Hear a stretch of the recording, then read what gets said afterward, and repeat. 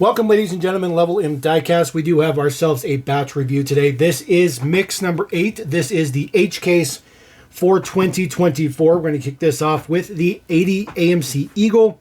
This guy is number 22 of 100. This is only the second time we're seeing this guy debuted in a red color for its first edition. It's basically just a recolor, but the Carter looks pretty good. Very interesting to see. Chrysler is noted as the brand trademark. I don't think it would have killed them to just put AMC up there, but I guess that's just me. Next one up, we do have a brand spanking new casting 2022 Infiniti QX80. This is number 33 of 100, brand new casting for 2024, making its debut in the H case in silver. Looks pretty good. Next one up in the H case, of course, is the Cadillac CT5V. This is number 37 of 100. Its casting debuted a couple years ago. We've seen about 4 versions of this one so far. This blue looks especially nice, especially with those dark chrome D10s. Another brand spanking new casting in this mix, the 2023 Toyota GR Supra, number 39 of 100 in white with gold 5 spokes. Second brand new casting.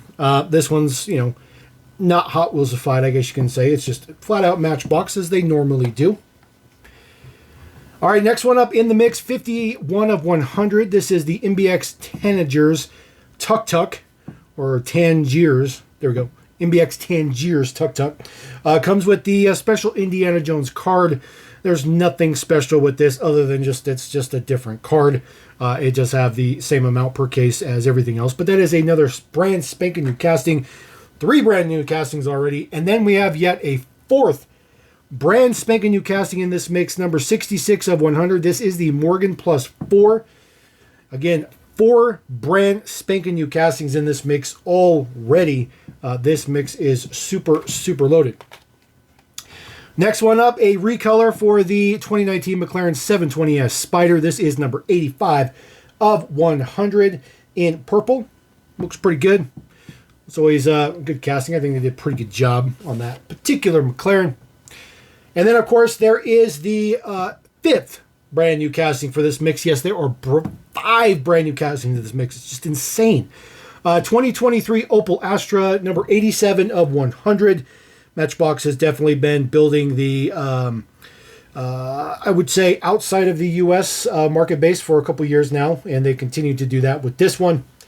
And then the very last one in the mix, well, it's that picture. Target Red Edition in this mix. It is the Honda E1.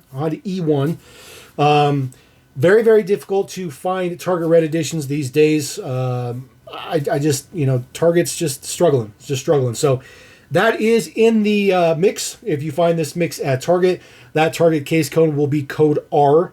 So if you're looking for a case code, it is code R that contains the Honda E. So let's start cracking. All right, ladies and gentlemen, we're going to kick this off with our 1980 AMC Eagle. A little bit of metallic black, just a little bit. I think it should have been just a little bit more flat black, or not flat black, but just regular gloss black. I think would have been a little bit more appropriate for the era. Looks pretty good, though. Uses the off-road wheels. Again, this is only the second color we've seen for this model. We'll probably see it in white, I'm sure.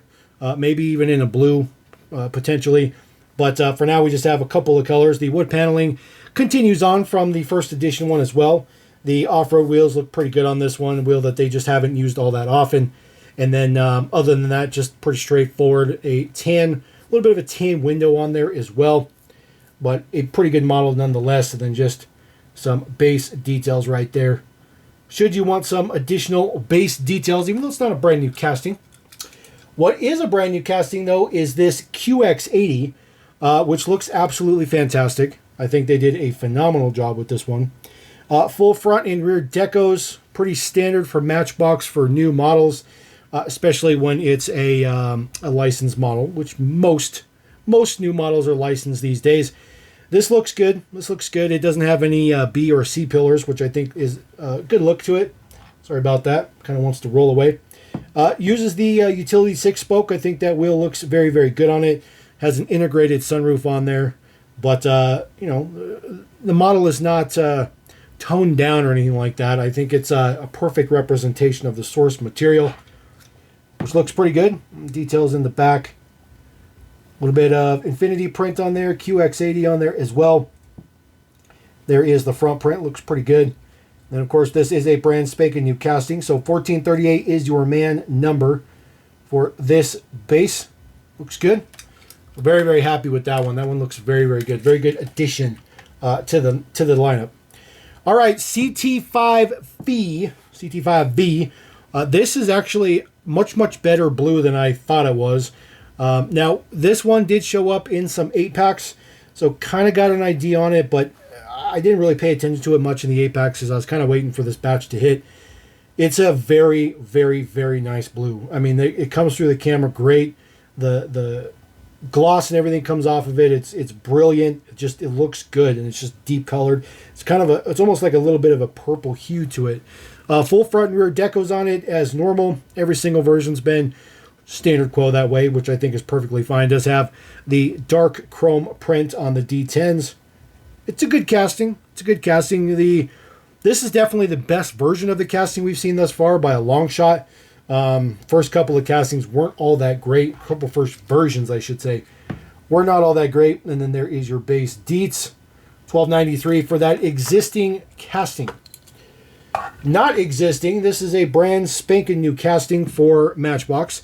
Matchbox does not do too many things of the Japanese nature. This is your 2023 GR Supra. This one just in basic white, which looks good. It's not pearlescent or anything, it's just white. Full front and rear decos, as you'd expect. I think the gold 5 spokes was a really, really nice touch. I think they look very, very, very good. I think they would also been good if they did black ones as well. I'm glad they didn't do chrome. Chrome would have been just regular. Would have looked just plain, but this one looks, makes it look a little bit sporty. Does have side mirrors on there, but there are no A-pillars, which is a very, very nice construction. I do like the way that they do that. Not always easy to pull that off. Details on the back, of course, it says Supra MK5. And it has a Supra, and of course your GR logo on the back. And then full front prints looks good. My headlights look very, very good on this one. And then take a look at our base Dietz. Get that flipped around the right way. My apologies. 1435 is your brand spanking new man number. Nothing particularly fancy with the base Dietz. The rivet hole for that one is a very interesting place, by the way. All right, off to yet another brand new casting. This is the Tangiers TukTuk. Now, Matchbox has done their own TukTuk once before.